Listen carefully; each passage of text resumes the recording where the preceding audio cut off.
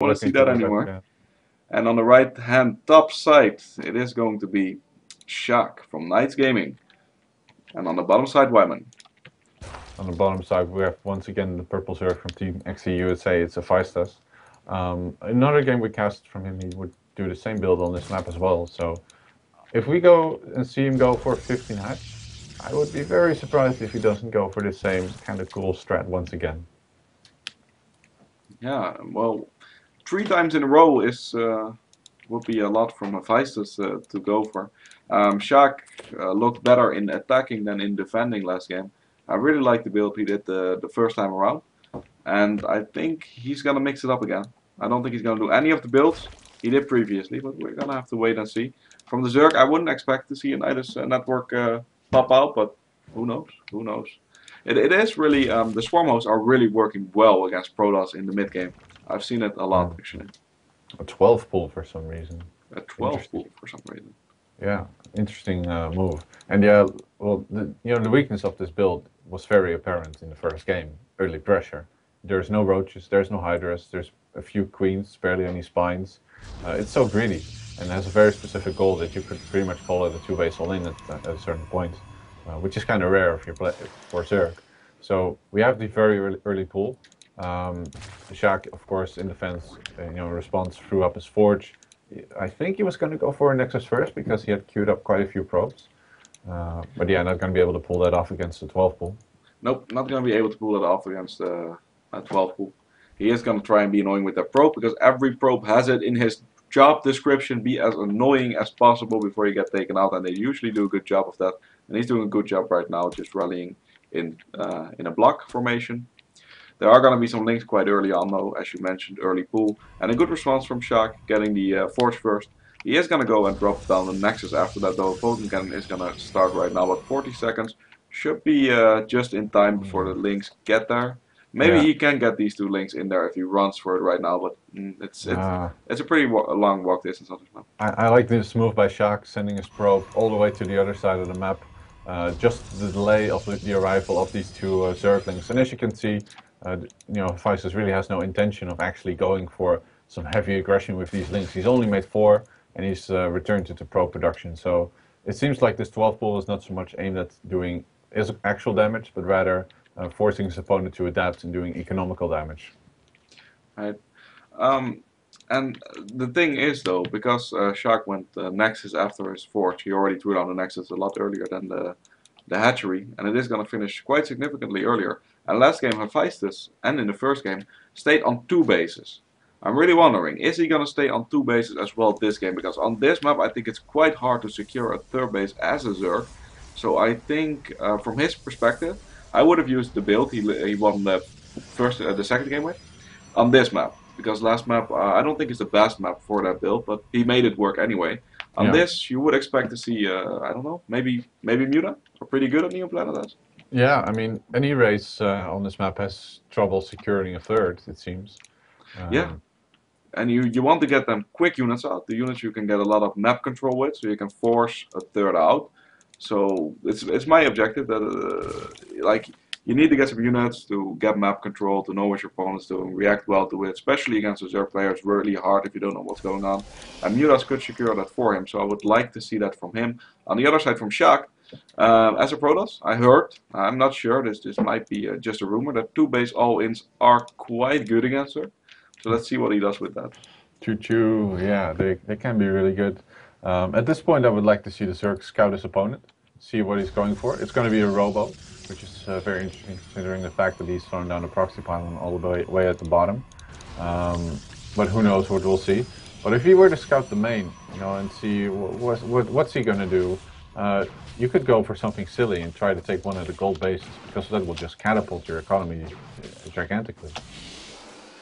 Yep, and now Hephaistas do a good job scouting. First game didn't do the best job scouting. The last 2 games he has seen everything he needs to see.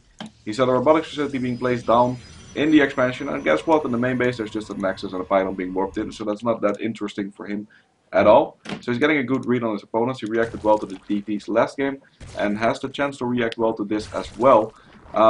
We already have a lair in construction. It's actually almost done, just before the 8-minute mark. And already 2 extractors being added on. I think I think for once in my life I'm going to rewrite on a build on the Zerg, and that says something. We also see Immortals coming out from Yeah. Sjaak, and he only has one gateway right now, doesn't It is going to be Mutas for the Zerg. he? I was thinking this is really the turning point. Like, what are we going to see from the Protoss? He's making Immortals. He's already got a Sentry. He's got +1. I'm thinking of a standard Immortal Sentry all in from Sjaak, but there's no Mothership Core yet for some reason. Meanwhile, the Zerg, well, 2-base Muta, really. Yep, 2-base Muta, and I really like that. Like I pointed out, it's really hard for a Zerg player to take the 3rd base, but Muta changed that. From when you get Muta, it becomes really hard for the Protoss to take his 3rd base. Now the Overlord is scouting the main base and didn't have anything before, but just when the Overlord pops in, he decides it's a good idea to throw down 3 gateways. It will tell Hephaistas again exactly what's going on because he is on 4 gateways and a robotics facility right now. Not the ideal counter to Muta though. I really don't like the position the Protoss is going to be in. Yeah. Now the question is, did he ever scout after the beginning? He did see the lair going up, so he should have a slight indication of what's going on. Yeah, I mean, Muta is of course quite up to date in the meta game. I am a bit surprised that the building choices of Sjaak, throwing down those 3 gateways, literally under the nose of the Overlord, which he took out, which was scouting his base, warping those into gateways straight away. And well, we have 3 Immortals out. We have only 1 Sentry out on the field for some reason. So I think he's gonna try and just use these to expand. But these Immortals, as well as the upcoming Colossi, because oh no, he went double Stargate. He did scout it with the hallucinated Phoenix. Yep, he just scouted it with the hallucinated Phoenix. I was watching that, saw in the base indeed that he saw the spire and everything that's going on. He's already positioning his stalkers into a good position, but it's gonna be too many mutas for him to deal with these stalkers, especially with the muta regenerate. You can just move in, wait till your mutas take some damage, move out, and move back in. Be really annoying. It's almost like Reapers. The Stu Stargate is a really good response because you need to get Phoenix. You can't do it with 1 or 2 Phoenix, you need a lot of Phoenix. He started the Phoenix production way too late, so he's gonna need 2 Stargates to make up for that. Yeah. At the front, you see the Immortals, but these Stalkers are gonna have a hard time defending these Muta. Yeah, it looks like they're not going to have any sort of time at all because, okay, pulling his army quite back in time. Maybe he should just pull back the Immortals, into the natural because they're literally of 0 use at this point. Phoenix production going on, but I really feel he needs to add on more Stalkers because he's not really going to be able to catch up to the Muta count, that's for sure. I think he should be able to. The thing is, Phoenix produce extremely fast. Oh, yeah. Now, if you add the fact that you can use the Chrono Boost on them when you get to 2 Stargate up, you should be able to defend significantly well with the photon overcharge he has right now with the Stalkers. It's not going to hold on forever, but he should be able to get like 8 or 10 Phoenix out, and 10 Phoenix can take down a lot of Muta with the fact that they're faster and they can kite while shooting. It's going to be a lot better position for Sjaak to be in than he is now. He's trying to get his 3rd base, going to be denied, but the Zerg's already going up to 4 bases, and that's exactly what I was talking about. Getting Muta, getting map control, getting ahead in macro, and he's doing that. Yeah, at this point he's taking the economic advantage as well, being on 3 base, doing his best to deny the 3rd of the Protoss, but it's not turning out to be much of an easy feat. We might actually see a fight here erupting in front of the natural of Sjaak. Finally the force fields go down, but these Mutas are just shredding everything apart, and now the Phoenixes finally fly in to engage these Mutas, but they have to micro so effectively, and the Mutas just not caring and going straight for the Mothership Core, and now going to hunt down these Immortals as fast as they can. Yep, it looks like the Muta are putting the name of the Immortals up to the test, and they are killing a few of them. However, losing a lot more Mutas in the process, and these Phoenix will stay alive. They got absolutely shredded there. There's really no other way to put it. And Hephaistas really has to make something work here because he's pulling the rest of his Mutas back. Protoss is continuing even upgrading the range on these Phoenix. And Hephaistas just says, okay, well screw it, I'm just going to make a lot of links and kill your 3rd. Yep, that's exactly what he needs to respond to right now, by the way, because he doesn't have the Spore Crawlers up in time. He should have thrown them down while he was in the fight with those Phoenix. Sadly, he's going to lose a lot of these drones. Now, the expansion for Sjaak is also going to go down, I think. Nope, he's actually going to keep it alive. These Zealots are just too good. I mean, he's only got 8 of them, but the Zerglings have no upgrades, and the Zealots have +1. So another Warpin will definitely secure his base, and now Sjaak all of a sudden is in a really good position. Yeah, Sjaak pushing his way back into this game. The 2 Stargates really turned out well for him. He's also adding on a lot of Void Rays. He's getting the what I believe is the range upgrade for the Phoenix as well, which is a good decision because he's got a lot of them on the map 8 right now. 8 is quite significant for us, and with the range upgrade, Oh, the no Phoenix amount of is, Muta is going to stand a chance against these Phoenix. yeah, these Phoenix are definitely doing a good job at just destroying the Zerg wherever possible. And now that the range upgrade is kicked in, they can take even more chances if they so want to do more damage also against the Corruptors. If you look at the unit's loss tab, I mean worker skill tab, we'll see it's actually quite equal. So he hasn't been able to snipe off that many drones because there's a lot of spores, of course. But still, not too bad of a position for Sjaak, even though he is still at a bit of an economic deficit. Yep, he is in a little bit of an economic deficit, but that's something that Protoss are very comfortable against Zerg.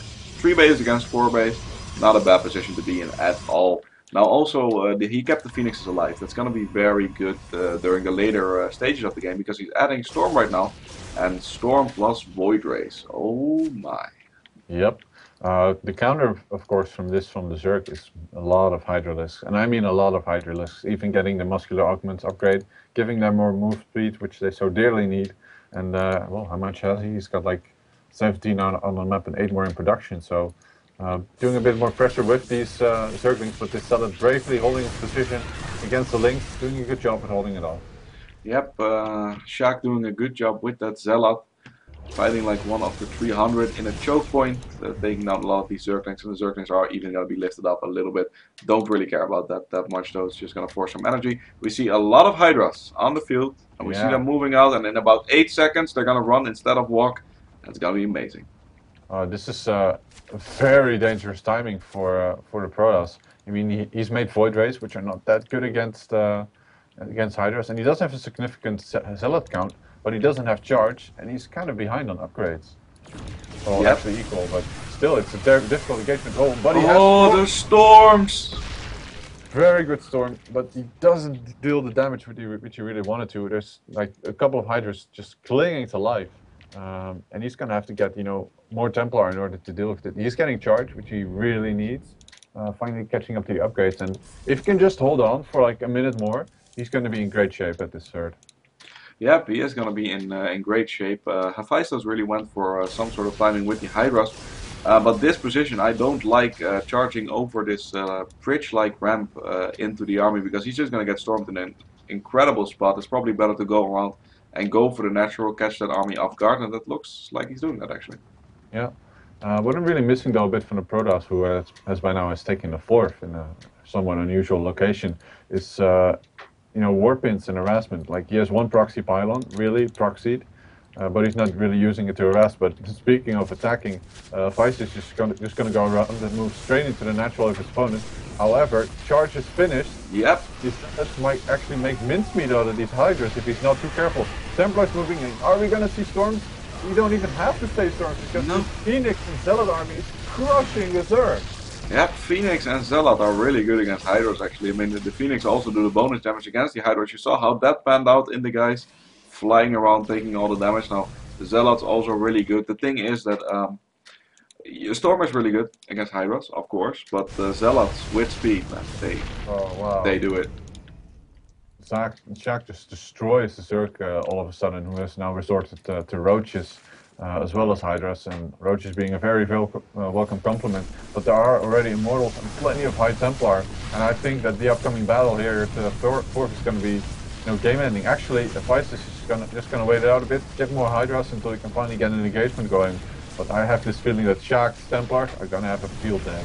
Yeah, the Templars are gonna make the difference here, I feel like, as well. Now, the Immortals are really happy that he's finally making Roaches, but it looks like it's gonna be a counterattack. Could we see a possible base raider?